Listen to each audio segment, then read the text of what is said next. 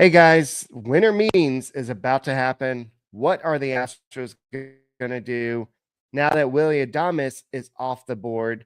What does that mean for Alex Bregman? We're going to talk about this on a special kickoff edition with no Texans playing of the Locked On Astros podcast that starts now. Jainer Diaz, this is Locked On Astros. Hello and welcome to Locked On Astros, your daily Astros podcast. This is Walker Yannick. You're listening to Locked On Astros podcast. Hello. We are Locked On Houston Astros, and we hope that you join us for a daily Locked On Astros podcast. My name is Eric Huysman. You can find me on X at Eric Talks Astros. You can find the show at Locked On Astros, your team every day. Thank you for making us part of your daily routine, whether it's on YouTube. Go ahead and subscribe to us. Make us first listen. Apple, Odyssey, Spotify, wherever you listen to your podcasts, go ahead and check us out. My name is Eric Huysman. You find me on X at Eric Talks Astros. You can find the show at Locked On Astros, your team every day. Brett may do a podcast a little bit later. I'm taking my fiance out to see the Nutcracker tonight at the Houston Ballet. So I'm not going to be able to do a show later. So I was like, let me go ahead and do one now. So guys, thank you for becoming everydayers. Somebody listens to our podcast every day. Today's episode is brought to you by FanDuel.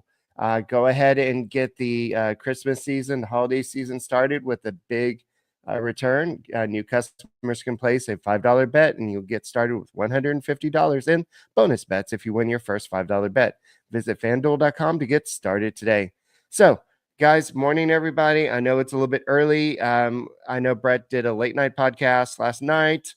The Willy Adames news was kind of a bombshell. I was at the Christmas parade yesterday, and I saw that, and I'm like, wow, this is going to affect the Houston Astros a lot. This means that the market for Alex Bregman goes up because Willy Adames was seen as a backup in case Bregman leaves, and he was probably the second. Even though he hasn't really played third base before, he was kind of considered the second best third base option out there.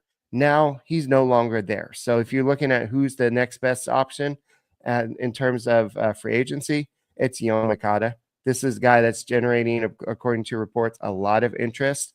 And this is a guy that was a former top prospect and a high pick in the draft. And he's had some good seasons. He's had some bad seasons. He's also had a lot of injuries. So this is a high risk, high reward type of situation. But if you look what he's been doing, he's been playing he's been playing a lot of baseball overseas. So we'll see if the Astros going to kick the tires on him. But I really, really, really do think that they are trying to do whatever it takes to get Alex Bregman. So we've heard about that 6-year deal, $156 million that's been reported. Bob Nightingale reported it, 2 weeks ago? And then you had Brian McTaggart go ahead and talk about it yesterday and say, or 2 days ago, and basically confirm it and said that this was the Astros' initial offer. Just because it was the initial offer doesn't mean that that is going to be the final offer. And so, especially with what we saw with the whole Willy Adames thing, Adames got 7 years, $182 million. So if you do the math, I'm just going to break out my handy dandy calculator here. So if you do 182 divided by 7, that's an AAV of 26. So that's about what Bregman's offer is. So 156 divided by 6 is 26. So basically, it's the same thing, 26 million per year. So the difference is the reason why Adames chose to go to the Giants was that extra year. So what could the Astros do? We know we hear that Bob Nightingale said that the Astros and Bregman are about 50 million apart. So 50 million apart. If there's 156 plus, I know it is. I'm just kind of playing math teacher today. So that's 206 million. So let's say that's over 8 years. That's 25.75. So let's say it's 206 divided by 7.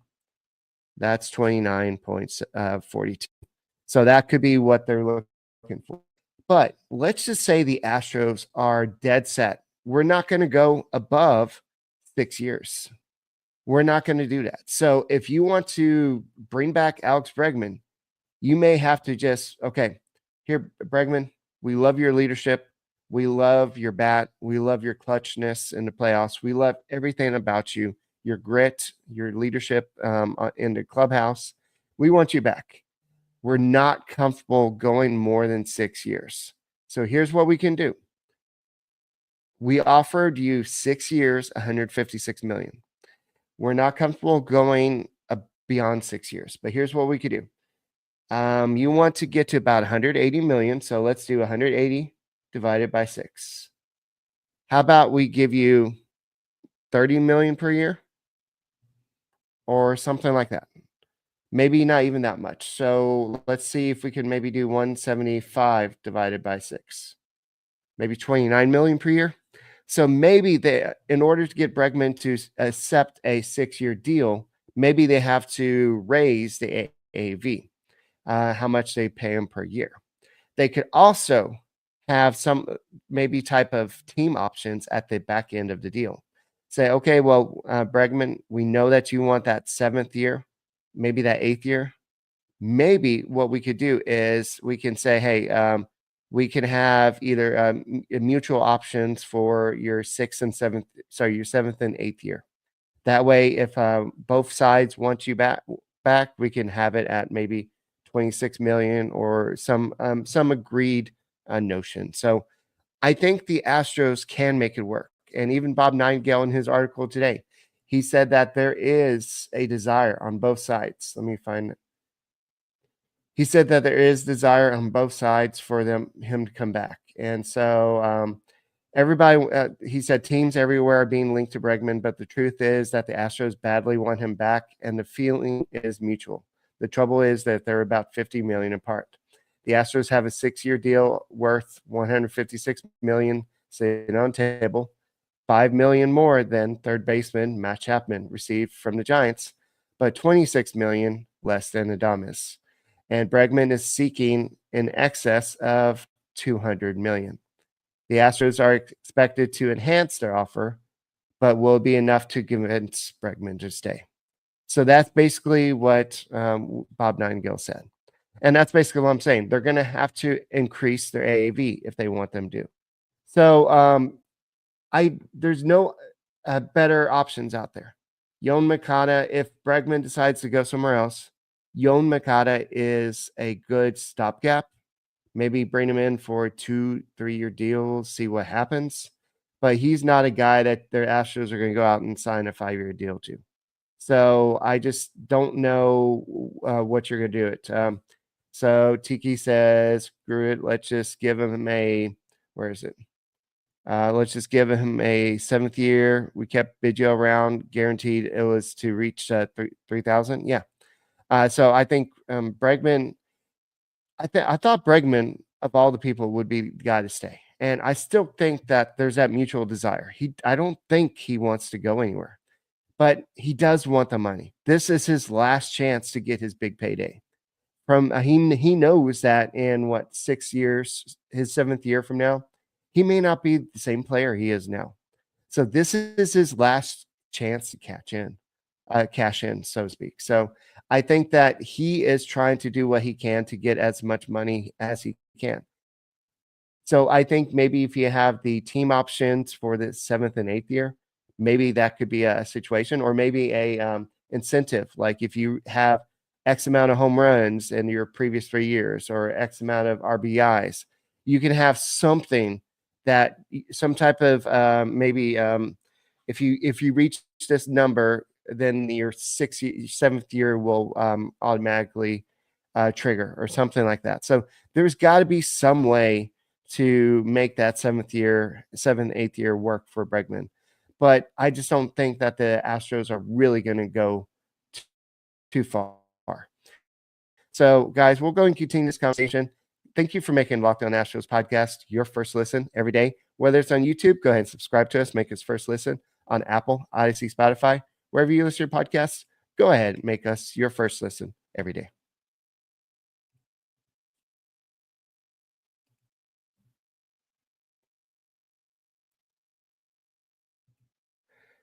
Hey guys, let's go ahead and talk about Omaha Steaks. If you haven't heard about Omaha Steaks, it's awesome. It's great, great steak. We all like the great steak. We go steakhouses, we do all this stuff, but you don't really have to do this. So nothing delivers comfort and joy like unrivaled quality and taste of Omaha Steak.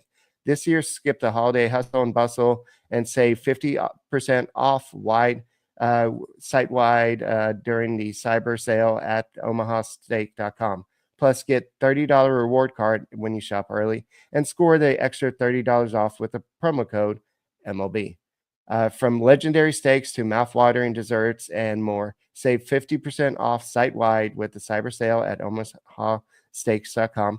Plus, our listeners get an extra $30 off with the promo code MLB and a $30 reward card when you shop early. That's 50% off at OMAHA steak.com and an extra $30 off with the promo code MLB. Minimum purchases must apply.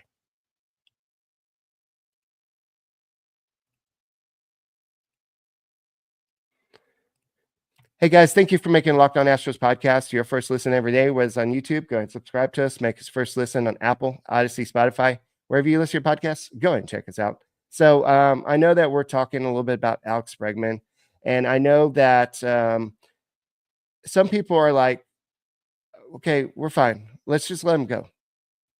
We don't need him. We can have somebody else.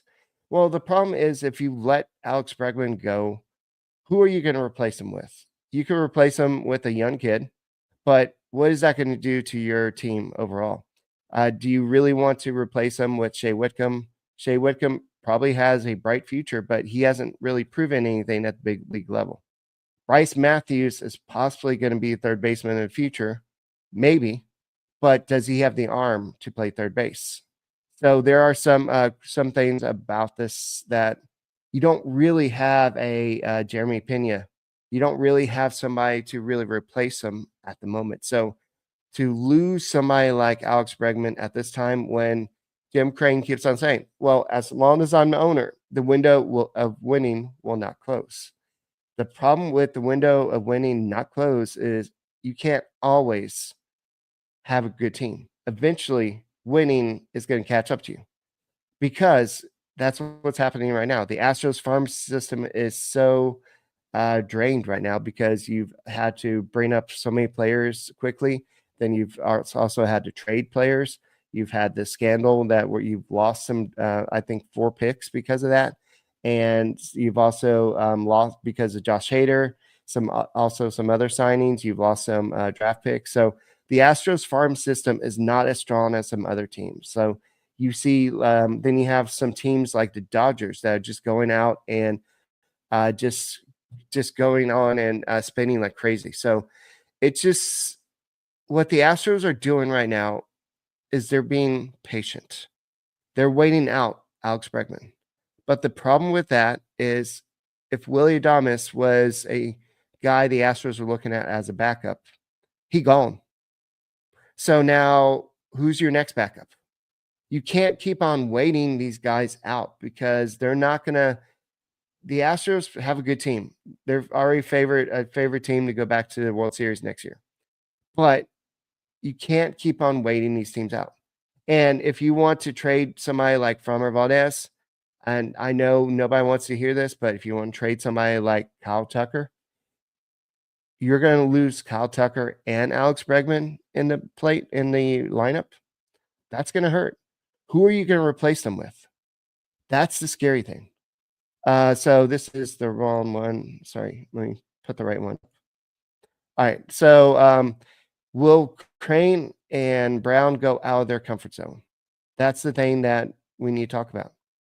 Will they go out of their comfort zone? And so one guy that Astros fans need to consider, because I know this guy has said some negative comments about the Astros in the past. Cody Bellinger. Even though it didn't really directly affect him, he did say some bad words. Well, not bad words, but just some negative words towards Jose Altuve. when he won the MVP over Aaron Judge due to the scandal. He also said some negative words about the Astros beating them in the World Series because of the scandal. So I know that him and Carlos Correa, they had some words. So Chris Reyes, I know he said he badmouthed our organization. Yes. He basically said that we are a crap team. But Cody Bellinger is a guy that the Astros have been interested in for several seasons. This is a guy that the Astros tried to sign. They wanted him before he went to the Cubs. I think they made contact, and I think enough time has passed. I don't know. I don't have Cody Bellinger's phone number. I can't reach out to him and say, "Hey, how do you feel about the Astros now?" But I think enough time has passed. I think when with that whole situation, I think he just came out and said some things. I don't know how he feels now, but I think with $52 million left on a 2-year deal with player options, he's not going to decline that. That's a lot of money that he's getting. So I think that if the Astros are willing to trade maybe one good, decent prospect, not top prospect, but decent prospect, and take on a majority of the salary, I think Cody Bellinger would be a decent fit on the team. The only bad thing, if Bregman is gone, who is one of the few players that's still left on this team from that time he really went after the team? It's Jose Altuve. And he specifically went after Jose Altuve. How will that look? How will that play in the clubhouse? What would that do to the clubhouse? Will Jose Altuve be like, man, I don't care about that. Welcome to the team. Or will they be like an opposite corner of the clubhouse? Will the lockers be opposite side of the room? They never talk to each other, like ex-husband, ex-wife, something like that. Would it make an awkward situation in the locker room? Would you have Bellinger batting behind Altuve behind Altuve? So that's something the Astros have to consider before they make that move. Bellinger makes a lot of sense for this team. He could play first base. But what would that do for team morale? Just think about that. He makes sense. So I know a lot of people are saying that Altuve wouldn't want him on the club, probably. And I know Mr. Corona says he isn't a difference maker. He's probably not. But the Astros don't have the money. If they're not willing to throw out the money for a guy who is a difference maker in Alex Bregman, he's not the best player out there. Don't get me wrong. Juan Soto is probably going to get a $14-year, $750 million offer from either the Mets or the Yankees. He is probably the best available player out there. I see Kyle Tucker. I see a lot of people talking about Kyle Tucker. Kyle Tucker is looking for $300 million. So if you're not going to give Kyle Tucker $300 million, why don't you try to do your best to go ahead and get Alex Bregman? You're not going to be able to re-sign everybody, but you can't keep on letting people go. I know they're able to sign Alvarez. I know that they're making a very valid attempt to keep Altuve in this organization. He is the face of the Houston Astros. I don't know about the long term of Alvarez. I think that they want him long term, but by the time he gets to his next extension talks, are the Astros going to be able to afford him? These are just some things to think about. So before we throw all this money at Kyle Tucker and Alex Bregman, we got to remember that there are other players we got to talk about too. So guys, we'll go and continue this conversation. Thank you for making Locked On Astros podcast your first listen every day, whether it's on YouTube. Go ahead, subscribe to us, make us first listen. Apple, Odyssey, Spotify, wherever you listen to podcasts, go and check us out.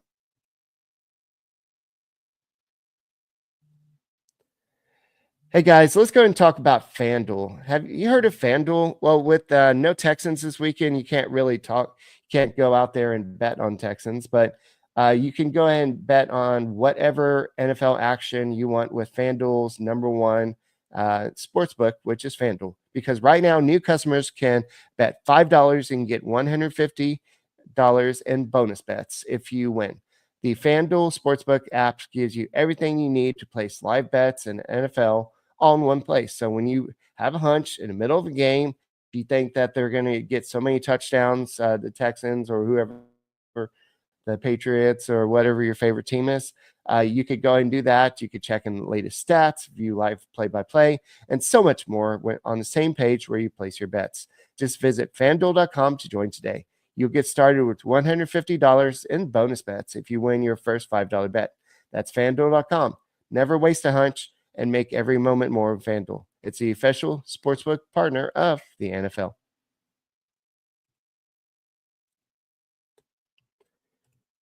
Hey guys, thank you for making Locked On Astros podcast your first listen every day. Whether it's on YouTube, go ahead and subscribe to us. Go and check us out on your Amazon Fire TV stick. You can go and see me and Brett on your big screen. All you have to do is search the free channels app and go and search baseball, and you can find Astros, and you can watch us on your projector screen. You can watch us on your whatever screen you want. So even if you have one of those old black and white TVs that I recently found and threw away, but it wasn't working. But guys, thank you for making us part of your daily routine, and we appreciate every one of y'all.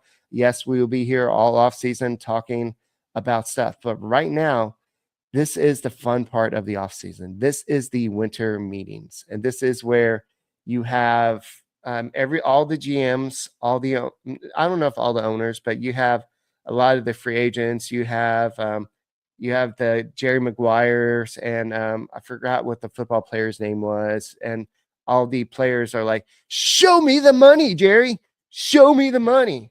And that's what's going on here. And you have somebody like Scott Boras, who's trying to get people like Alex Bregman the most money.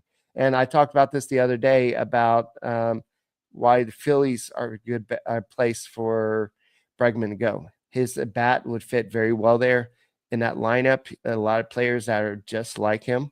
And also Bryce Harper is a client of Scott Boras. And so you can think that that might have some effect there. So the Phillies have seen firsthand how good Alex Bregman is in the World Series. So I think that that situation. So before I get into what the Astros could do at the winter meetings, let's go and answer some questions. So Omar Gutierrez says, why don't the Astros spend money like the Dodgers? Well, I think we've addressed this a few times, Omar. I think a lot of people are thinking, well, the Jim Crane is cheap. They have the fourth highest payroll at the moment. They're not cheap, fourth or fifth. They're not cheap. They just don't have the market like the Mets do.